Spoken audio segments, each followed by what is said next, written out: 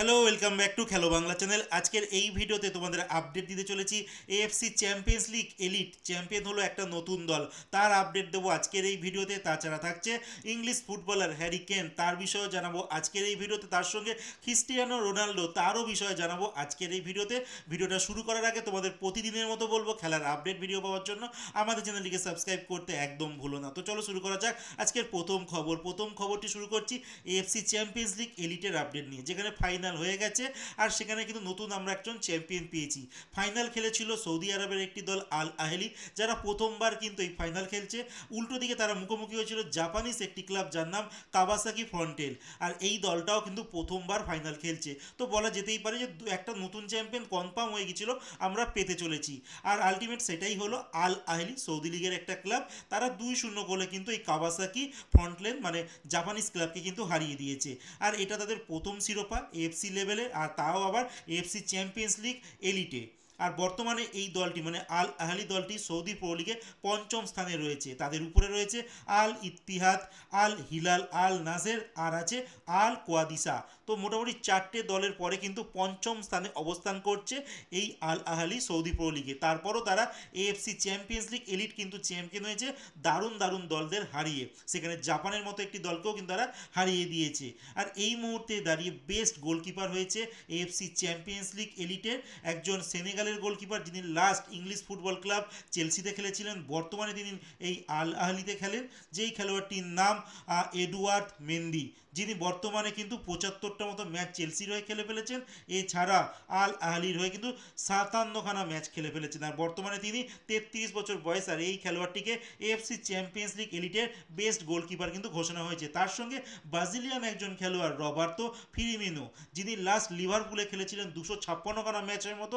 তারপরে কিন্তু তিনি এই সৌদি প্রো লিগের দল আল আহলিতে যোগ দেয়। 49টি ম্যাচে 14খানা গোলও করেছেন। আর এই খেলোয়াড়টিকে একটা সময় বাদ দিতে চলেছিল আল আহলি ক্লাব, কিন্তু লাস্ট অবধি তাকে নেওয়া হয়। তারপরে কিন্তু তিনি গোলও করেছেন আর গোল করিয়েছেন। দারুণ একটা অলরাউন্ড পারফরমেন্স দিয়েছে এই ব্রাজিলিয়ান খেলোয়াড় রবার্তো ফিরিমিনো। তো এর পরের যে খবরটি তোমাদের জানাতে চলেছি, সেই খবরটি হচ্ছে ক্রিস্টিয়ানো রোনাল্ডোকে নিয়ে। ক্রিস্টিয়ানো রোনাল্ডো জানো বর্তমানে তার 40 বছর বয়স, বাট বয়সটা হতেই পারে তার 40, কিন্তু গোল করতে তিনি ভোলেন না। বাট তার সাফল্য কিন্তু এখন ভাটা পড়েছে। তিনি বর্তমানে সৌদি প্রো লিগের যে ক্লাব আল নাসেরে খেলেন, তার ক্লাব এখন র্যাঙ্ক করছে 3 নম্বর স্থানে লিগ টেবিলে এই সৌদি প্রো লিগে। আর এখনও অবধি তিনি 2023 সালে যোগদান করেছিলেন এই আল নাসেরে। তারপর থেকে তিনি অনেক ম্যাচ খেলে ফেলেছেন, 74টি ম্যাচ খেলেছেন, 72খানা গোল করেছেন। তারপরও কিন্তু এই আল নাসের এখনো অবধি কোনো ট্রফি জিততে পারে, সৌদি প্রো লিগ বলো বা এফসি লেভেলে কোনো জায়গায় কিন্তু এখনো অবধি আল নাসের কোনো ট্রফি জিততে পারেনি। তো বলা যেতেই পারে ক্রিস্টিয়ানো রোনাল্ডোর ঝুড়ি কিন্তু এখনো ফাঁকা থেকে গেল। ব্যক্তিগত তিনি অনেক গোল করে চলেছেন, 74খানা ম্যাচে 72খানা গোল, কিন্তু খুব একটা দারুণ পারফরমেন্স বলা যেতেই পারে। তিনি কি লেভেলের ফুটবলার 40 বছর বয়সেও কিন্তু তা বোঝাচ্ছেন। যাই হোক, আশা করব ক্রিস্টিয়ানো রোনাল্ডো হয়তো এফসি লেভেলে কোনো একটা মেজর ট্রফি হয়তো জয়লাভ করবে, কারণ ইউরোপে তিনি অনেক খেলেছেন। আর ইউরোপের ফুটবল কিন্তু যথেষ্ট শক্তিশালী ফুটবল, সেখানে তিনি প্রচণ্ড সাফল্য পেয়েছেন, ইউএফএ চ্যাম্পিয়ন্স লিগ জিতেছেন, অনেক ট্রফি জিতেছেন। এছাড়াও কিন্তু আরও নানা রকম ব্যক্তিগত ট্রফিও কিন্তু তিনি জিতেছেন। এএফসিতে তার নজর থাকবে যে মূল পর্বের কোনো ট্রফি মানে মেজর ট্রফি তার জয় করা। এরপরে যে খবরটি তোমাদের বলতে চলেছি ইংলিশ ফুটবলার হ্যারি কেনের বিষয়। হ্যারি কেন 16 বছর ধরে ফুটবল খেলেন। তার ব্যক্তিগত জীবনে হয়তো প্রচুর ট্রফি তিনি জিতেছেন, বাট যখনই তিনি যেই দলই খেলেছেন না কেন সেই দল কিন্তু কোনো সাফল্য পায়নি। কিন্তু এই মুহূর্তে 2025 সালে তার প্রথমবার কিন্তু এমন একটা সাফল্য এসে গেল বায়ার্ন মিউনিকের হয়ে খেলে। বর্তমানে বায়ার্ন মিউনিক দল তারা বুন্দেসলিগা চ্যাম্পিয়ন হয়েছে।